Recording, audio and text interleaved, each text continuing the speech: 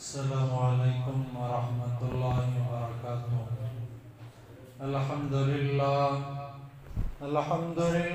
الواحد المتوحد بالوحدانیت هو اللہ، الفرد المتفرد بالفردانیت هو اللہ، العزیز المتعزز بالعزت هو اللہ، القدیر المقتدر بالقدرت هو اللہ، قبل كل شيء هو الله، بعد كل شيء هو الله، الأول هو الله، والآخر هو الله، الظاهر هو الله، والباطن هو الله، أول الأولين هو الله، آخر الآخرين هو الله، أما بعد فأعوذ بالله من الشيطان الرجيم، بسم الله الرحمن الرحيم، قل للمؤمنين يغضوا من أبصارهم ويحفظوا فروجهم، وقال تعالى وقل للمؤمنات يغضضن من أبصارهن، وقال تعالى في مقام آخر ولا تهنوا ولا تحزنوا وأنتم الأعلون إن كنتم مؤمنين، صدق الله العظيم.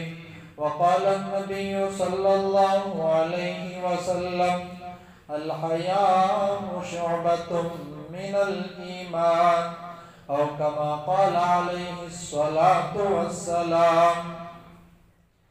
اللهم صل على محمد وعلى آل محمد كما صليت على إبراهيم وعلى آل إبراهيم إنك حميد مجيد. اللهم بارك على محمد وعلى آل محمد كما باركت على إبراهيم وعلى آل إبراهيم إنك حميد مجيد. محترم سامعین برادران عزیز، شرم و حیا اور اعمال صالحہ ضروری ہیں. اس عنوان پر کچھ ضروری باتیں عرض کرنی ہے. سب سے پہلی بات یہ ہے، اللہ تبارک و تعالیٰ نے بہت ساری مخلوقات پیدا کی ہیں. دیکھیں، اللہ کی ان مخلوق میں سے درخت وغیرہ بھی ہیں جو ایک دوسرے کے محتاج نہیں ہیں. ایک درخت اگر بڑا ہو رہا ہو، وہ بڑا ہونے کے واسطے دوسرے درخت کی مدد کی اس کے واسطے ضرورت نہیں پڑتی. اب اسی طریقے سے پہاڑوں کو دیکھو، پہاڑیں بھی ایسی ہیں جو اپنی جگہ پر رہنے کے واسطے دوسرے کی مدد کی اسے بھی ضرورت نہیں پڑتی. مگر اللہ نے انسان کو ایسا بنایا ہے جسے ایک دوسرے کی ضرورت پڑتی ہے. مثال کے طور پر انسان اگر بڑھاپے کی عمر کو پہنچے تو اپنے بچوں کی اسے ضرورت پڑتی ہے تاکہ بچے اس کی خدمت کریں. اور جب انسان پیدا ہوتا ہے تو پیدا ہونے سے لے کر جوانی کے سفر تک باپ کی شفقت، ماں کی محبت کا بڑا محتاج ہوتا ہے. اگر ماں کی محبت، باپ کی شفقت نہ ہو تو اس کے بڑا ہونے میں بڑی دشواریاں پیش آ سکتی ہیں. ہو سکتا ہے کہ جان بھی چلی جاوے. اور جب یہ جوانی کے سفر کو پہنچتا ہے، اسے بھرپور جوانی اللہ کی طرف سے ملتی ہے، تو اسے رفیق سفر کی ضرورت پڑتی ہے جسے ہم بیوی کے نام سے یاد کرتے ہیں.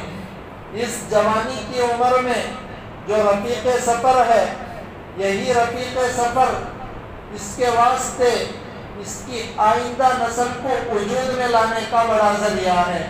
ورنہ اس کی آئندہ نسل کا وجود میں آنا مشکل ہو جاتا ہے۔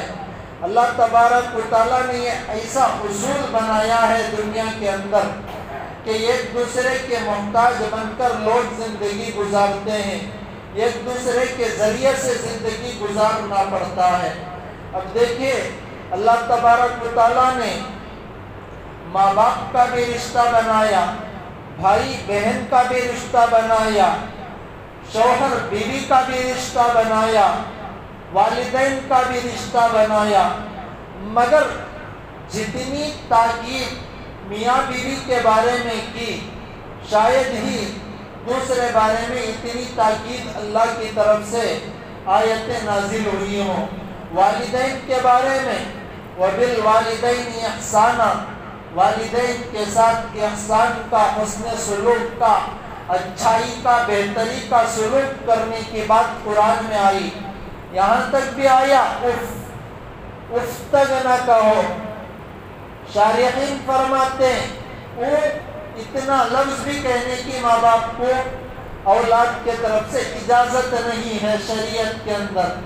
اور یہاں بھی علماء یہ بات بھی فرماتے کہ اگر اس سے چھوٹا لفظ بھی کوئی ہوتا، چھوٹا حرف بھی کوئی ہوتا، اللہ تبارک و تعالیٰ وہ لفظ بھی استعمال کر دیتے۔ اس سے چھوٹا لفظ کوئی نہیں ہے۔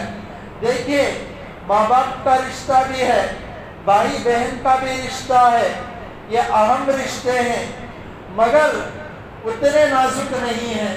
یہ شوہر بیوی کا رشتہ یہ ایک بہت اہم رشتہ ہے، اس لیے کہ اس سے آئندہ نسل وجود میں آتی ہے۔ یہ جتنا اہم ہے اتنا ہی زیادہ اللہ نے اسے نازک بھی بنایا ہے۔ اگر کوئی ماں سے یہ بات بیٹا کہہ دے کہ تو میری ماں نہیں ہے، کوئی بیٹا باپ سے یہ بات کہہ دے کہ تم میرے ابا نہیں ہو، اگر کوئی بھائی سے کہہ دے کہ تو میرا بھائی نہیں ہے، اگر کوئی بہن بھائی سے کہہ دے کہ تو میرا بھائی نہیں ہے، پھر جب وہ مل جائیں تو اس میں کچھ دوری نہیں ہو سکتی، بس اللہ سے توبہ ہے۔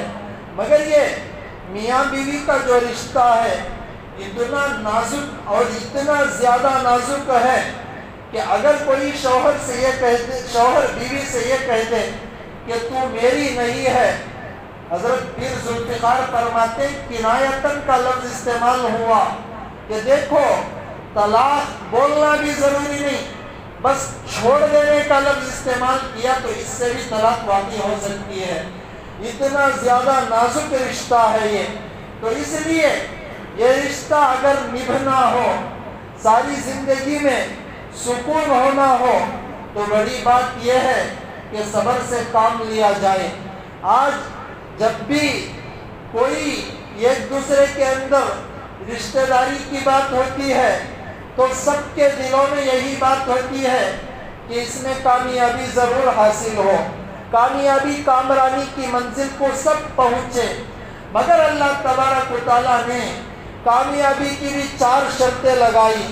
علماء فرماتے کہ سارے قرآن کے خلاصے کو اللہ تبارک و تعالیٰ نے ان 3 آیت میں 4 شرطوں میں بیان کر دیا ہے۔ دیکھو اللہ قسم جب کھاتے ہیں تو یہ قسم تاکیداً کھاتے ہیں تاکہ بندوں کے دلوں میں اور اہمیت پیدا ہو۔ بس اللہ سرسری طور پر فرما دیتے تو اس کا بندوں کے اوپر فرض ہوتا کہ بندے اس بات کو بجا لائیں، مگر اللہ جب قسم کھا رہے ہیں تو یہ تاکیداً کھاتے ہیں۔ اللہ نے والعصر زمانے کی قسم کھائی، ان الانسان لفی خسر، یہ فرما کر آگے فرمایا الا الذین آمنوا، کہ اگر تم کامیاب ہونا چاہتے ہو تو کامیابی کی پہلی شرط یہ ہے کہ انسان کو ایمان والا ہونا چاہیے۔ ایمان کے بغیر کامیابی کا کوئی تصور ہے ہی نہیں، اس لیے کہ ایمان کے بغیر جو بھی آدمی نیک عمل کرے گا، اچھا عمل کرے گا، بس دنیا میں اس کا بدلہ اللہ تبارک و تعالیٰ دے دیں گے۔ مگر جب ایمان کے ساتھ کرے گا، ہو سکتا ہے کہ دنیا میں بدلہ ملے یا نہ ملے، مگر اللہ تبارک و تعالیٰ آخرت میں اس کا نعم البدل ضرور عطا فرماتے ہیں۔ ایمان بڑی چیز ہے، ایمان سب سے بڑی چیز ہے۔ ایمان کی شرط اللہ نے پہلے رکھی۔ دوسرے نمبر پر عمل الصالحات اللہ نے فرمایا کہ اعمال صالحہ ضروری ہیں، اعمال سیئہ سے برے اعمال سے بچنا ضروری ہوگا، اعمال صالحہ کو اختیار کرنا ضروری ہوگا۔ چاہے اس اعمال صالحہ کو اختیار کرنے میں رکاوٹیں پیش آ جائیں، بعض مرتبہ رکاوٹیں پیش آ جاتی ہیں اچھے کاموں میں بھی، ان رکاوٹوں پر صبر کرتے ہوئے اعمال صالحہ کو اختیار کرنا پڑے گا۔ آج کل دولت کے مل جانے کو کامیابی سمجھتے ہیں، نہ اللہ کی رضامندی کا مل جانا، جنت کا مل جانا یہ اصل کامیابی ہے۔ جہنم میں گرنے سے بچ جانا، اللہ کی ناراضگی سے بچ جانا یہ اصل کامیابی ہے۔ دولت کے مل جانے کو کامیابی کا تصور یہ غلط بات ہے۔ دیکھیں قارون کو اللہ تبارک و تعالیٰ نے دولت دی، اللہ نے عہدہ بھی دیا، مگر حشر اس کا کیا ہوا؟ آگے چل کر دیکھیں عہدے کے مل جانے کو کامیابی کا تصور یہ غلط تصور ہے۔ اللہ تبارک و تعالیٰ نے فرعون کو عہدہ دیا تھا، یزید کو عہدہ دیا تھا، کیا یزید کو کامیاب ہم کہہ دیں؟ آگے چل کر دیکھیں حضرت حسین رضی اللہ تعالیٰ عنہ کا سر نیزے پر چڑھا، اہل بیت کے سر نیزے پر چڑھ رہے ہیں، کیا ہم ان کو ناکام کہہ دیں؟ نہیں کہہ سکتے۔ کامیابی ناکامی کا تصور سوچنا ہو تو کامیابی اللہ کی رضامندی کو، ناکامی اللہ کی ناراضگی کو کہتے ہیں۔ فاقہ، تنگدستی، غربت یہ ناکامی نہیں ہے۔ حضرت ابو ہریرہ رضی اللہ تعالیٰ عنہ کبھی کبھار بھوک کی شدت سے، بھوک کی تکلیف سے بے ہوش بھی ہو جایا کرتے تھے۔ یہ فقر و فاقہ، یہ تنگدستی یہ ناکامی نہیں ہے۔ دولت کا مل جانا کامیابی نہیں ہے۔ اگر کامیاب ہونا ہو تو اللہ کو راضی کرنا پڑے گا، اگر اللہ راضی ہونا ہو تو یہ 4 شرطوں پر عمل کرنا پڑے گا۔ دوسری شرط اعمال صالحہ ہے، اعمال سیئہ سے بچنا ضروری ہے، برے اعمال سے اپنے آپ کو بچانا ضروری ہے۔ اور تیسری شرط اللہ نے رکھی وَتَوَاصَوْا بِالْحَقِّ، حق کی وصیت، حق کی دعوت، حق کی تبلیغ، دین کی تبلیغ، نماز کی تبلیغ، حق بات کی تبلیغ، حق بات کی وصیت یہ ضروری ہے۔ ہم نماز پڑھ رہے ہیں، ہم روزہ رکھ رہے ہیں، ہم زکوٰۃ دے رہے ہیں، اپنے آپ پر اکتفا کر لیں گے، اللہ تبارک و تعالیٰ یہ بھی سوال پوچھیں گے۔ تو اس لیے حق کی وصیت کی بات دراصل دین کی تبلیغ ہے۔ اگر دین کی تبلیغ ہوگی تو یہ بھی کامیابی کی تیسری شرط ہے۔ اور چوتھی شرط اللہ نے رکھی وَتَوَاصَوْا بِالصَّبْرِ، کہ تم صبر سے کام کرنا، صبر کی وصیت کرنا۔ اگر صبر ہوگا تو صبر کے ذریعے سے آدمی کامیابی، کامرانی کی منزل کو پہنچ سکتا ہے۔ اگر صبر نہیں ہوگا آدمی دین پر صحیح طریقے سے اتر نہیں سکتا، چاہے دینی معاملات میں ہو، چاہے دنیاوی معاملات میں ہو، ہر معاملے کے اندر صبر ضروری ہے۔ یہاں تک کہ اگر گھر کے اندر کی بات بھی کی جائے تو وہاں بھی صبر سے کام لینا پڑے گا۔ وہاں بھی میاں بیوی کا رشتہ نبھنا ہو، بھائی بہن کا رشتہ نبھنا ہو، تو ان سب رشتوں کے اندر سب سے بڑی بات یہ ہے کہ ہم صبر سے کام لیا کریں۔ صبر اللہ تبارک و تعالیٰ نے اس کا ذکر قرآن میں بہت جگہ کیا۔ آمنوا استعینوا، اگر تم میری مدد کو تمہارے ساتھ شامل حال کرنا ہو بالصبر، تم صبر کو اختیار کرنا پڑے گا۔ اس صبر کے ذریعے سے تمہارے ساتھ میری مدد شامل حال ہو سکتی ہے۔ پھر اللہ نے فرمایا ان اللہ، بے شک میں مع الصابرین، جو صبر کرتا ہے اس کے ساتھ ہو جاتا ہوں۔ تو اب غور کریں میرے ساتھ بھی، صبر کتنی بڑی چیز ہے۔ صبر کے بغیر دین سے ہم خود بخود دور ہوتے چلے جائیں گے۔ اگر ہمارے اندر اعمال صالحہ بھی، ایمان بھی، حق بات بھی، حق کی تبلیغ بھی، دین کی تبلیغ بھی ہے، مگر صبر نہیں ہے، تو یہ صبر نہ ہونے کی وجہ سے ہم کامیابی کامرانی کی منزل کو مکمل طور پر پہنچنا مشکل ہو جاتا ہے۔ اگر گھر نبھنا ہو، میاں بیوی کا رشتہ نبھنا ہو تو صبر سے کام کرنا پڑے گا۔ اگر بیوی کی طرف سے کوئی تکلیف پہنچ رہی ہو تو میاں صاحب کو برداشت کرنا پڑے گا۔ اگر میاں صاحب کے طرف سے بیوی کو کوئی تکلیف پہنچ رہی ہو، بیوی کو صبر سے کام کرنا پڑے گا۔ حضرت امام غزالی رحمت اللہ علیہ بڑے اللہ والے گزرے ہیں، فرماتے ہیں کہ اگر کسی شوہر کے طرف سے بیوی پر ظلم ہو رہا ہو تو ایسی بیوی صبر سے کام لیا کرے۔ اگر شوہر تھپڑ بھی لگا دے، وہ بیوی صبر سے کام لیتی ہے۔ امام غزالی نے فرمایا تو ایسی بیوی کو اللہ تبارک و تعالی وہ ثواب عطا کرتے ہیں جو ثواب امی آسیہ کو فرعون کے ظلم پر، امی آسیہ کے صبر پر آسیہ کو جو ثواب ملا، ایسا ثواب اللہ تبارک و تعالی ایسی بیوی کو عطا کر دیتے ہیں۔ اگر بیوی کی طرف سے شوہر کو ظلم ہو رہا ہو، امام غزالی نے یہ بات بھی ارشاد فرمائی، شوہر تھک رہا ہے بیوی کی طرف سے تکلیف برداشت کر کے، امام غزالی نے فرمایا حضرت لوط علیہ السلام نے جو تکلیف امت کی برداشت کر کر اپنے آپ کو صبر میں کر اللہ کو دکھلایا، اللہ نے اس کا نعمت بدل بھی عطا کیا، تو اس کا ذرہ حصہ ایسے میاں صاحب کو بھی مل سکتا ہے۔ تو اس لیے صبر ایک دم بہت بڑی چیز ہے، اپنانا پڑے گا۔ صبر نہیں تو کوئی کام بھی کامیابی کامرانی کی منزل کو پہنچنا مشکل ہو جاتا ہے۔ تو دیکھیں، بھائی کا رشتہ نبھنا ہو، ماں سے بیٹے کا، ماں سے بیٹی کا رشتہ نبھنا ہو، تو بڑی بات یہ ہے کہ ہم صبر سے کام لیا کریں۔ ماں جو دوسرے گھر سے بہو بن کر تمہارے گھر میں آئی، دوسرے گھر کی بیٹی، تو اس ماں کو ضروری ہے کہ ماں ان کے ساتھ صبر سے کام کیا کرے۔ اب دیکھیں، جب ماں بیٹی ہوتی ہے، ماں بنتی ہے، تو اس کی زبان سے ہمارے معاشرے کی میں بات کر رہا ہوں، پھول برسنا شروع ہو جاتے ہیں، مگر جب یہی عورت ساز بنتی ہے تو اسی منہ کے اندر سے زہر اگلنا شروع ہو جاتا ہے۔ نہ جانے معاشرہ اتنا تربتر کیوں ہو رہا ہے، دینداری کی کمی کی وجہ سے ہو رہا ہے۔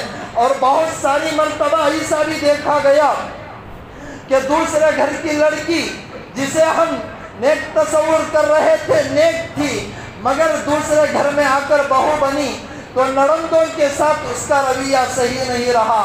تو ان سب کو بنانا ہو تو سب سے بڑی بات یہ ہے کہ دینداری کے اصول میں اترنا پڑے گا، حیا کے اصول میں اترنا پڑے گا، اپنے ذہن کو امی فاطمہ، بہن فاطمہ کا ذہن بنانا پڑے گا۔ ہماری شریعت تو ایسی شریعت ہے، ہر راستے پر، ہر موڑ پر ہماری رہبری کرتی ہے۔ اب دیکھیں، اللہ تبارک و تعالیٰ نے انسان کا جو جسم بنایا، مرد کے جسم کی شناخت الگ بنائی، عورت کے جسم کی شناخت کو اللہ نے الگ بنایا، تو ذمہ داری بھی ویسی ہی رکھی۔ تو دیکھیں، مرد کے اوپر ذمہ داری رکھے کہ اگر تو بیٹا ہو تو تو ماں کی ذمہ داری سنبھالنا پڑے گا، اگر تجھے بھائی کا مرتبہ ملا ہے بہن کی ذمہ داری سنبھالنا پڑے گا، اگر تو باپ کے درجے میں ہے تو بیٹی کی ذمہ داری سنبھالنا پڑے گا، اگر تو شوہر کے درجے میں ہے بیوی کی ذمہ داری سنبھالنا پڑے گا۔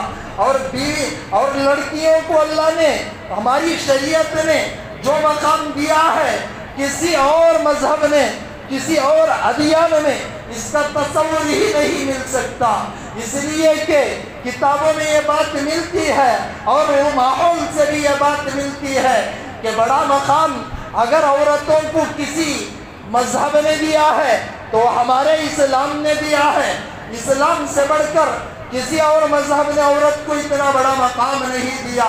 بہت سارے مذاہب کے جو بڑی بڑی ترقی کی باتیں کرنے والے ممالک ہیں، وہاں 16-17 سال کی لڑکیاں اپنے سر پر اناج ڈھونے کا کام کر رہی ہیں، مگر ہماری شریعت یہ کہہ رہی ہے کہ عورت کے جسم میں تھوڑی نرمی ہے، مرد حضرات کو چاہیے کہ ساری ذمہ داری سنبھالے، بس عورت کو گھر کا ملکہ بنایا کہ تم اپنی گھر سنبھالنا پڑے گا۔ یہ اصول کسی اور مذہب کے اندر نہیں ہے۔ آج آزادی اسے کہا جاتا ہے کہ عورت کھلے عام پھرے۔ دیکھیں، فلیٹ میں دیکھنے میں سمجھ میں آتا ہے کہ عورت کو ہمارا اسلام نے کہا کہ بس تم اپنے شوہر کی، اپنے بچوں کی خدمت کر لینا، یہی بات کافی ہے، مگر آزادی یہ کہہ رہی ہے کہ گھر آؤ تو یہاں آ کر تم اپنے شوہر، اپنے بچوں کی بھی خدمت کرنا، مگر باہر جا کر دوسری عوام کی بھی خدمت کرنا۔ آزادی کا نعرہ لگانے والے مذاہب کا دراصل عنوان یہی ہے کہ عورتوں کو باہر نکالا جائے۔ اب غور کرے ساتھی، یہ شرم، یہ حیا، یہ پردہ، یہ حجاب، یہ بہت ضروری چیز ہے، اتنی ضروری چیز ہے صرف زندہ رہنے کی حد تک نہیں۔ اگر آدمی مر جائے، مرنے کے بعد نماز کا عمل ختم ہو جاتا ہے، روزے کا عمل ختم ہو جاتا ہے، زکوٰۃ کا عمل ختم ہو جاتا ہے، حج کا عمل ختم ہو جاتا ہے، مگر یہ پردے کا عمل باقی رہتا ہے۔ ہم غور کریں، جب کسی کا انتقال ہوتا ہے، انتقال کے بعد مسجد میں لا کر رکھا جاتا ہے، مسجد کے بازو صحن میں سب ساتھی نماز پڑھتے ہیں۔ مردہ اٹھ کر نماز نہیں پڑھ سکتا جس کا انتقال ہو کر ہے، اور جو عورت انتقال ہو کر ہے اس کا بھی، وہ بھی نماز نہیں پڑھ سکتی، مگر اس کے اوپر بھی پردہ ضروری ہے۔ پردے کی اہمیت اللہ تبارک و تعالیٰ نے مرنے سے پہلے، مرنے کے بعد ہر حالت میں دکھلائی، اور عورت کے اوپر زیادہ ذمہ داری نہیں ڈالی کہ مرد تیرے جسم کو ہم نے مضبوط بنایا، عورت تمہارے جسم کو ہم نے تھوڑا کمزور بنایا، اس لیے تھوڑی کمزور کام ہی ان کے سر پر ڈالے جائیں۔ اور آزادی نسواں کا جو نعرہ اس وقت لگا رہے ہیں، ان کو سمجھانے کے واسطے اسلام نے یہ اصول بھی بتایا کہ دیکھو، عورت ایک نازک چیز ہوتی ہے، اور عورت کی عافیت پردے کے اندر ہی ہے۔ آج معاشرے میں پردے کا ماحول بالکل کم ہوتا جا رہا ہے۔ دیکھیں، جب کالجوں میں سینڈ آف کا دن آتا ہے، جو کالجز پڑھ کر ہیں انہی کو پتا ہے، نہ جانے اس سینڈ آف کے دن میں ہماری نوجوان لڑکیاں کیا کیا کرتی ہیں۔ پہلی بات علماء، پہلی بات اکابرین یہ کہہ رہے ہیں کہ اس وقت اگر تعلیم دینا ہو تو بڑی بات یہ ہے کہ مخلوط اسکولوں میں شامل نہ کرو، بلکہ ایسی اسکولوں میں شامل کرو، بلکہ ایسی کالجوں میں شامل کرو جن کالجوں کے اندر خاص طور پر ہماری لڑکیوں کی عفت کی حفاظت ہوتی ہو۔ اور جب اسکول کا دور چلتا ہے، ابھی لڑکیوں کی ذہنیت اتنا زیادہ تندرستی اور اتنا زیادہ چالاکی کی عمر کو نہیں پہنچتی، مگر جب کالج کا دور آتا ہے تو یہ اکثر پوری کی پوری لڑکیاں جوانی کی عمر کو پہنچ جاتی ہیں، جب ان کے ذہن میں وساوس خیالات غلط بھی آ سکتے ہیں۔ اور ماحول ایک ایسی چیز ہے، اگر ماحول اچھا ہوگا اچھے اثرات ظاہر ہوں گے، ماحول خراب ہوگا، غلط ماحول ملنے کی وجہ سے لڑکیوں کی عادت کالجوں میں بگڑ سکتی ہے۔ میں اسکول کی بات تو نہیں کر سکتا، مگر کالج کی بات تو ضرور کروں گا، اس لیے کہ کالج کے ماحول میں اگر اختلاط کی تعلیم ہو تو لڑکیوں کی عادت بگڑنے کا بہت زیادہ اندیشہ ہو سکتا ہے۔ وجہ یہ ہے کہ ماحول خطرناک ہے، اور ہم دیکھ رہے ہیں روزانہ کے اخبار، روزانہ کی خبریں، جس سے ہمیں سبق مل رہا ہے۔ اس وقت ہمیں اپنی لڑکیوں کی حفاظت کرنا پڑے گا، ماں باپ کو سوچنا پڑے گا۔ اس وقت کے ماں باپ اپنی لڑکیوں کے ہاتھ پیر باندھ کر سمندر میں پھینک کر یہ کہہ رہے ہیں کہ اپنے بدن کو بھیگنے نہ دینا، یہ کیسے ہو سکتا ہے؟